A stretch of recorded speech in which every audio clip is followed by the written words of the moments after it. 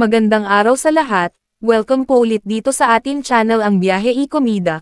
Maraming salamat sa lahat ng nag-subscribe indeed. Nais namin ipaalam sa lahat ng amin mga subscriber na magkakaroon ng kaunting pagbabago sa atin mga content sa mga darating na araw, lalo na sa paparating na Kapaskuhan at Bagong Taon.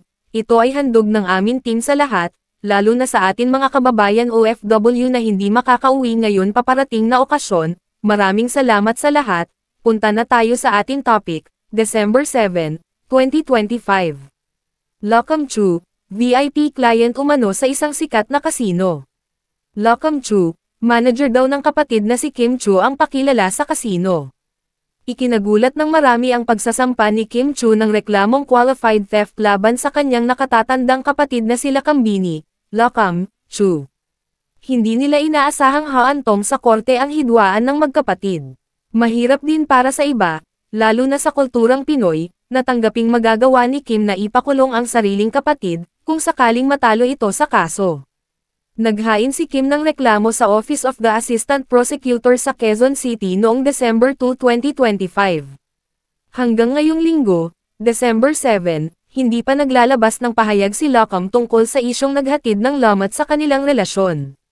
Malaking halaga ng pera ang sangkot sa desisyon ni Kim na sampahan ng reklamo ang sariling kapatid, na inaakusahang lulong sa kasino. Hindi na ito ipinagtaka ng cabinet files. Noong February 19, 2025, naglabas ang PEP.ph, Philippine Entertainment Portal, ng ulat tungkol sa pagiging lulong sa sugal ng kapatid ng isang sikat na showbiz personality bilang babala sa aktres na hindi pinangalanan. Nalaman ng cabinet files ang madalas na pagpunta ni Lockham sa isang sikat na kasino noong February 2025. Isang dating empleyado ng kasino ang nagtanong sa amin kung totoong si Lockham ang manager ni Kim dahil ito raw ang pakilala sa kanila ng kapatid ng aktres. Sinabi ng cabinet files sa dating empleyado ng kasino na alam sa entertainment industry sa Pilipinas na ang Star Magic, at hindi si Lockham, ang namamahala sa showbiz career ni Kim. Nabanggit ng dating casino employee na manager nga ni Kim ang pakilala ni Lockham, na isa sa mga VIP client ng casino dahil milyon-milyong piso umano ang halaga ng kanyang isinusugal. Maselan ang isyo dahil tiyak na ikasisira ito ng maayos at magandang samahan ng magkapatid. Pero bilang babala sa mga sangkot na personalidad, inilabas ng cabinet files ang impormasyong nakalap namin. Ito ang kabuuan ng ulat na nalathala 10 buwan bago nagsampa ng reklamo si Kim. Mahigit sa 50 milyong piso, 50 million Philippine pesos, ang perang naubos sa kasino ng kapatid ng isang sikat na showbiz personality.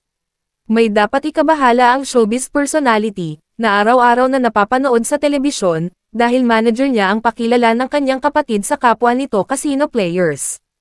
Alam sa entertainment industry na iba ang namamahala sa showbiz career ng sikat na personalidad kaya may mga pagdududa sa ipinamamalitan ng kapatid niya.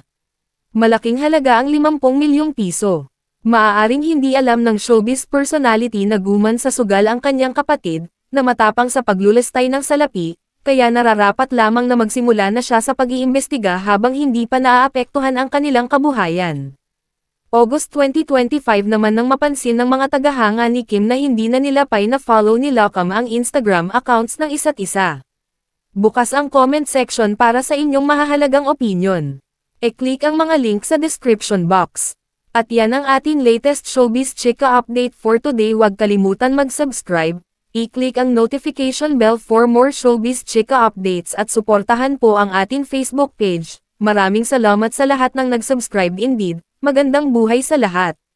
Adios. Ngayon, ang tanong, bakit ko binaba ngayon yung horse? Yeah. Kasi meron tayong mga ilang things sa kailangan bantayan. Ano yun? Ay, nakakakaba.